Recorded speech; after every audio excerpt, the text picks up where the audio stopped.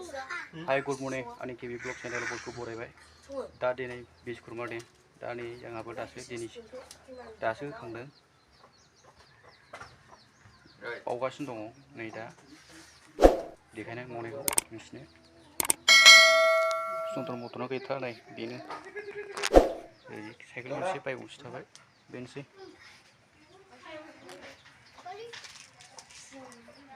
आधा घन्टाल' जासिगोन. बेनोसै.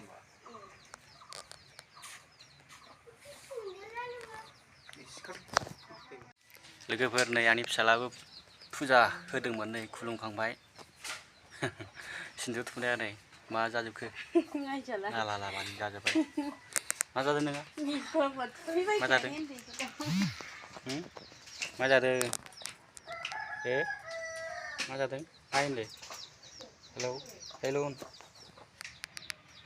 मा जादों नों? जोंना नै बिस्कुरमाया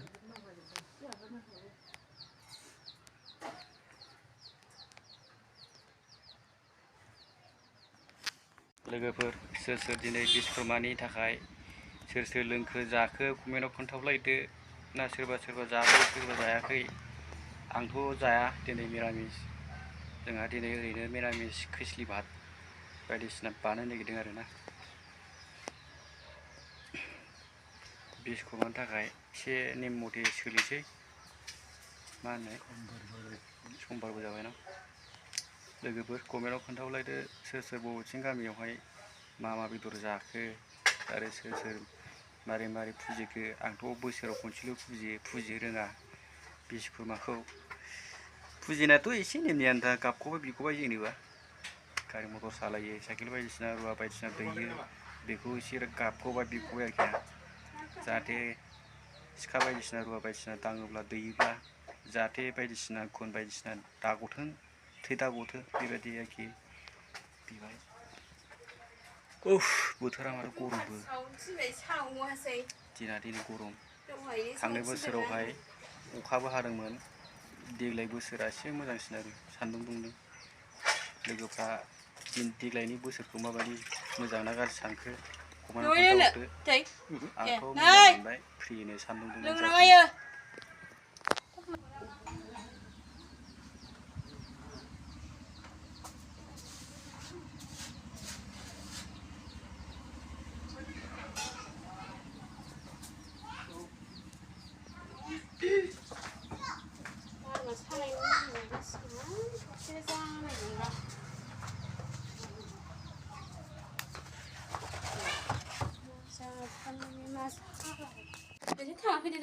नै लोगोफोर खिस्लि भात संनाया नै बुट मटर नारेंखल ओमफ्राय आलु टमेट' किसमिस बायदिसिना होनानै संनाय आरोना खिस्लि भात. बरिया मास जाखादों. गोथावआनो. दालि माइरं होनानै संनाय बायदिसिना होफाबाय बुट आलु मटर किसमिस नारेंखल टमेट' जा दंनाय मा होजोबबाय आरोना. बरिया जाखादों.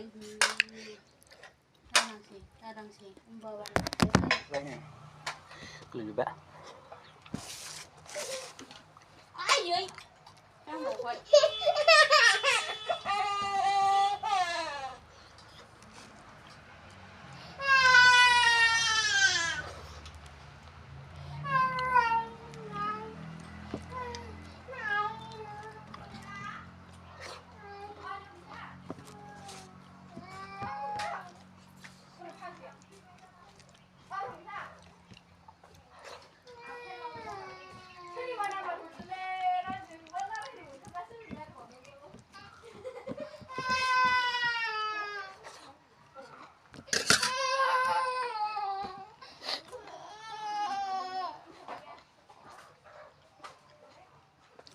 सिख्लाफोर फथा जानो फैनाव.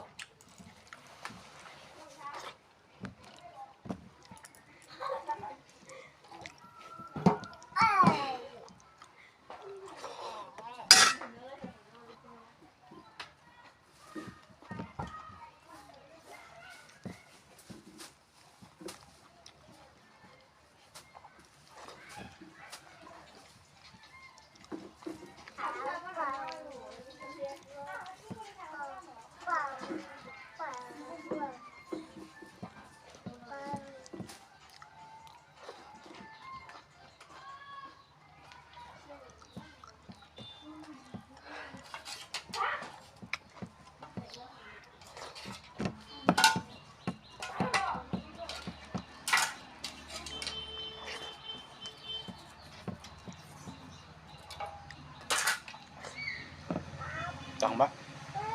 उदावथ'